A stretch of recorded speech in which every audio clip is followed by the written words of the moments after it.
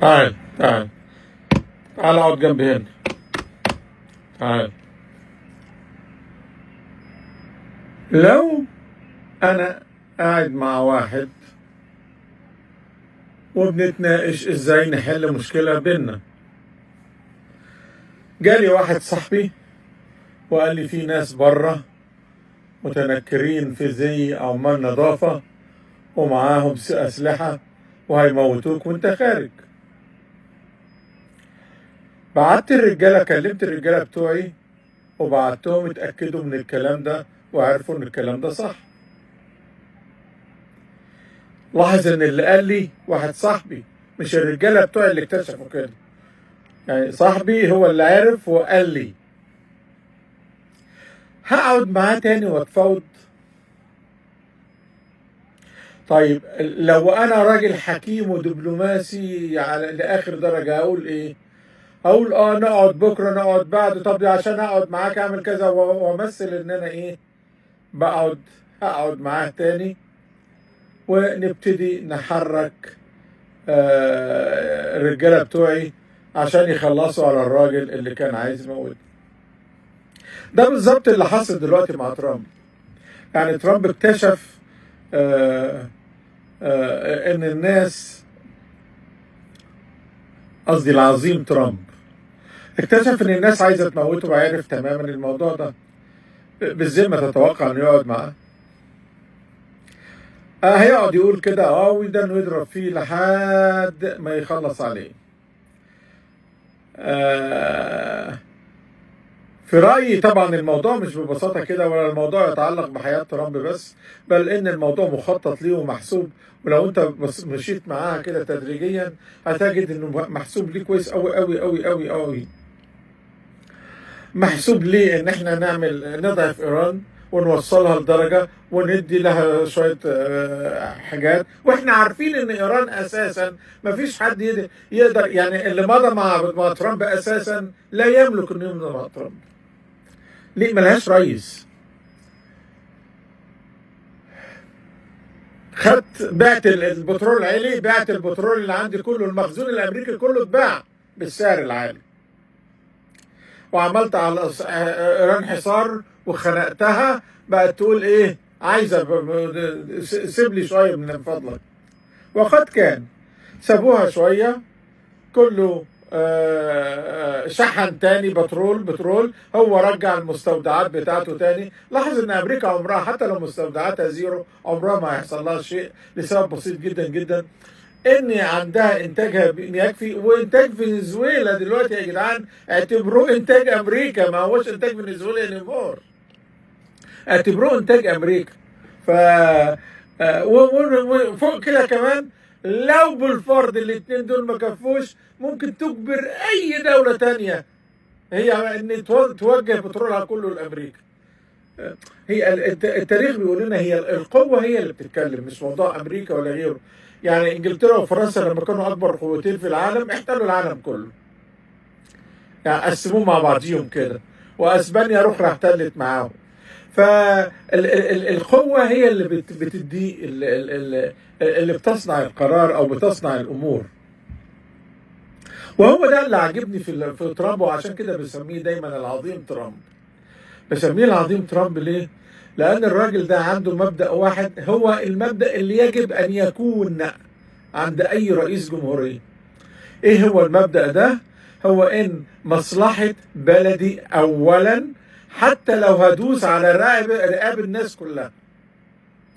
أحقق مصلحة المواطن بتاعي حتى لو هدوس على رقاب الناس كلها. السياسة ما فيش فيها حكاية ظلم وعدل والكلام ده. الكلام ده لاستخدام الشعوب مع بعضيها كده يقعدوا يتكلموا بيها، انما ما فيش حاجة في السياسة اسمها ظلم. من على فكرة من نشأة الكون. يعني مش عايز ادخل بقى في سكك تانية، ومش عايزك تتكلم وتقول لان اجدادك اساسا هم اللي عملوا كده برضه. فما فيش داعي نتكلم في الموضوع ده. عندك قوة يبقى انت بتعمل اللي انت عايزه. انتهينا. ترامب عاملين استطلاعات رأي لقوا ان ما هو العمليه بتدور في الاول وفي الاخر، وبتدور في الاول والاخر على الانتخابات الامريكيه. ليه الانتخابات الامريكيه شيء مهم جدا؟ الانتخابات الامريكيه قائمه على ان بينتخبوا كونجرس، وقلنا الكونجرس مش معناها ان هي حاجه واحده، لا معناها حاجتين اتنين. كلمه كونجرس يعني اجتماع، او يعني مجلس. يعني ايه؟ يعني البرلمان، البرلمان زائد الشيوخ، الاثنين دول على بعض بيخشوا على بعض كده بنسميهم كونجرس. لو في حاجه ثانيه كمان غير الشيوخ والبرلمان، لو في نقدر برضه هو اسمه كونجرس. بدل كونجرس من اثنين يبقى كونجرس من ثلاثه، لانك مفهوم كلمه كونجرس خاطئه تماما عند الناس. كونجرس لا يعني ان هو حاجه واحده بتاخد قرار، لا، كونجرس يعني مجلس العائله بياخد قرار.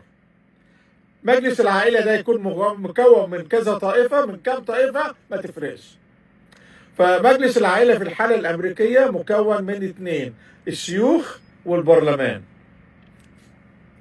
ففي الحاله ديت عاملين الانتخابات بتاعتهم بحيث انها انتخابات نصفيه، ويا ريت الكلام ده يحصل في كل الدول، ولو انه ما يفرقش عند الدول اللي ما عندهاش ديمقراطيه لان بتشيل زيت بتحط عبيد كله زي بعضه. ليه الهدف منها؟ الهدف منها ان احنا لو بالفرض ان انت انتخبت كونجرس،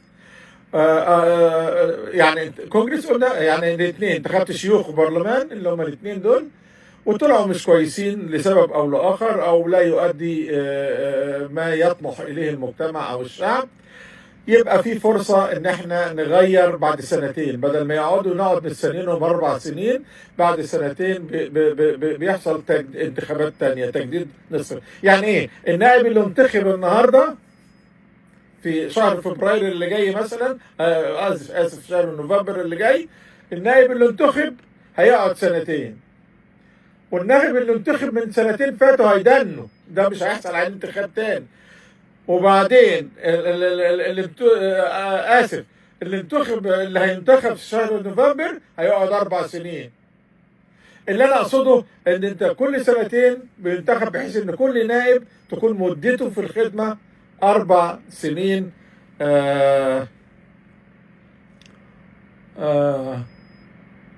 4 سنين.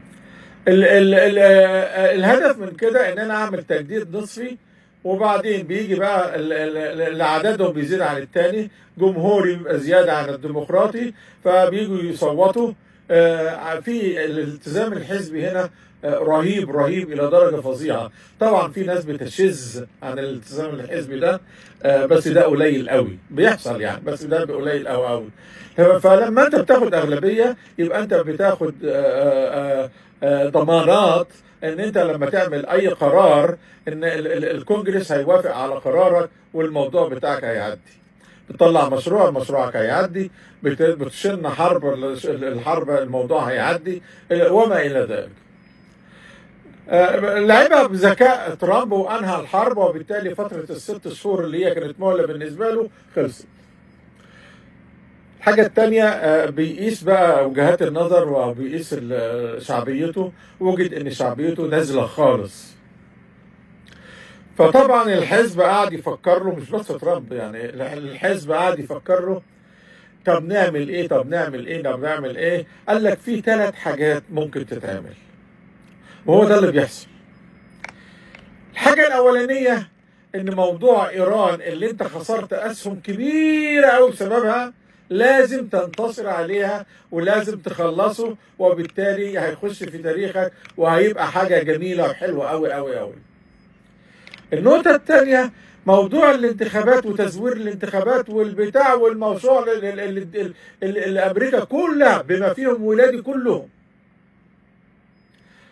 ما بيحبوش ترامب بسببه، هو انه فرق الشعب الامريكي وقعد يقول مزوره مزوره مش عارف ايه والكلام ده والحكايه والروايه وما الى ذلك، وان الحزب الديمقراطي زور، وان الانتخابات كانت مزوره، وحصل وحصل وحصل وحصل. فبموجب صلاحيه عنده امر بان السريه تتشال من الاف بي اي اللي هي المخابرات الداخليه الامريكيه اللي بيسموها زي عندنا كده هو الامن الوطني. في فرق بين الامن الوطني والمخابرات العامة في مصر.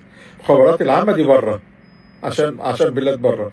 الأمن الوطني عشان المخابرات الداخلية. FBI نفس الحكاية داخلية. فلما أذيع البتاع بدأت الأمور تتكشف. الكلام ده كان لسه امبارح. بدأت الأمور تتكشف وبدأوا الناس تبتدي تغير رأيها فعلا إن كان في تزوير، وإن هو ما كانش راجل أهوج ولا أهبل ولا مجنون، وإن كان فعلا أمور غلط، وإنهم انتخبوا بايدن بالتزوير. بدأ شوية بشوية، لسه الأمور كلها ما ظهرتش، ظهرت حاجات شوية بشوية. هم بيسربوا يطلعوا دوكيومنتس كده حتة بحتة. فدي تاني حاجة تانية هتزود شعبية ترامب، وبالتالي هتزود شعبية الحزب الجمهوري. والله كان في حاجة تالتة مش في دماغي، مش عارف راحت فين. هو في حاجة تالتة هتزود شعبيته كمان، هتزود شعبيته كمان. احتمال أتذكرها وإحنا بنتكلم. فأصبح عملية الحرب على إيران ديت موضوع لابد منه.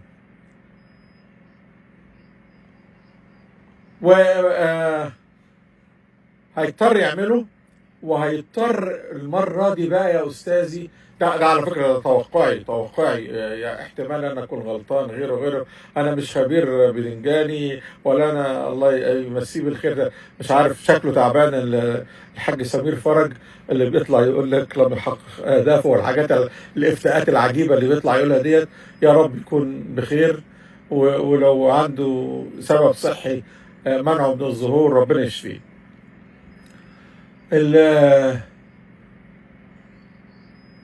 اللي جايه يا جماعه كلمه اهي، افتكروها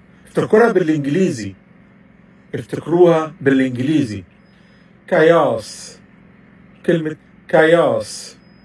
اللي جاي فعلا لا شيء الا الكاياس. السبيلنج بتاعها CHAOS.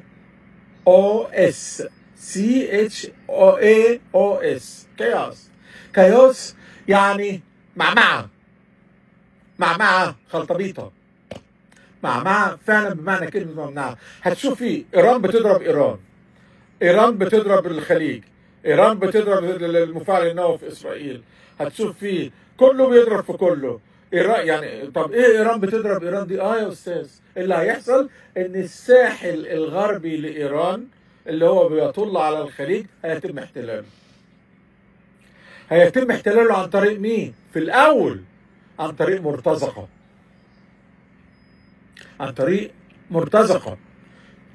دول بيتم تدريبهم اوريدي عشان ما ضحيش بالجند الامريكاني. بعد ما المرتزقه بقى ينزلوا ويبقى في المواني وعلى الساحل ده، ابتدي ابعت الناس بتوعي يحكموا المرتزقه بقى، ويحكموا كل حاجه ويظبطوا كل حاجه. تبص تلاقي ايران عماله تضرب في ايران نفسها في الحته المحتله ديت وتدمرها. هو عمال يقول لك مش عايز اضرب البترول، فعلا مش عايز اضرب البترول لحد دلوقتي، مش عاوز. بس بعد كده هيبتدي ما يهموش موضوع البترول لسبب بسيط جدا، لان البترول هو الشخصي مؤمن. الحاجه الثانيه ان ايران ما كانت ممنوعه من البترول اساسا قبل كده، وكان العالم ماشي مفيش مشاكل. نفتح لروسيا تغرق الاخرى، مفيش اي مشاكل. الحاجه الثالثه في الاول وفي الاخر الحقول الايرانيه والعربيه على فكره وما يزال، مين اللي هيصلحها؟ أنا لما ينضرب عندي حقل بترول في إيران، في الكويت، في الدانس، في الدنيا، مين اللي هيصلحها؟ هي الشركات الأمريكية، صح؟ أنا بختصر شديد كده، وبعدين هعمل فيديو تاني عن الكياس ده ازاي هيحصل. مين اللي يهمني أنا بقى في الموضوع ده؟ مصري، حبيبتي، مصر.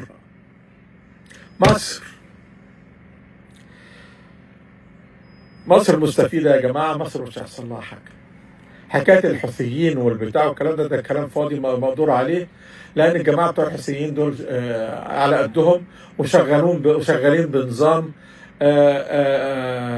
قبضني أو اديني تلاقيني، أو بيقولوا قبضني تجدني، اديني تلاقيني. فأول ما اديني دي تبطل، ما يبقاش فيه، سيبك من الكلام الفاضي ده، لا هيعملوا اي حاجه ولا في اي حاجه ولا اي بتاع، لسبب بسيط جدا، ان العالم هيبقى فضلهم بقى كلهم. مصر هتبقى اول دوله هتروح تضرب في الحوثيين. وعلى فكره مصر عندها الامكانيات البحريه انها تعمل حاجات كتيره تحت عند باب المندب دلوقتي. والحاجه الثالثه والاهم من دي ودي، قلت لكم قبل كده ان قناه السويس الناس معتقدين ان قناه السويس هي المدخل الرئيسي كربحيه. قلت لك ربحيه قناه السويس لا تصل اطلاقا كربحيه، لا تصل اطلاقا، عمرها ما بتوصل لمليار دولار. هي نص مليار دولار وشويه، ده الربحيه. لاحظ ان في فرق بين كلمه مدخول وكلمه ربحيه. يعني المدخول اللي بكلام المليارات الكتيره اللي بتقول دي، ده المدخول الداخل ده بقى فيه منه مصاريف ايه وايه وايه وايه وايه وايه وايه وايه. الربحيه بقى اللي الدوله بتستفيد منها وتزود الموازنه العامه ليها قد ايه؟ اقل من مليار. يعني عشان المفهوم الخاطئ اللي عندك. هنتكلم عن الكياس، وبقولها عشان الناس يبقوا يتعلموا كلمه جديده على الاقل. الكياس اللي جاي CHAOS، كياس رهيب وللمنطقه، ومصر هتستفيد استفاده كبيره جدا جدا. وعلى فكره مصر بتستفيد حاليا من اللي بيحصل، واتكلمت في الموضوع ده الناس زعلوا قوي مني الجماعه الخلايجه، بس anyway نتكلم عليها المره الجايه. تحياتي ليكم.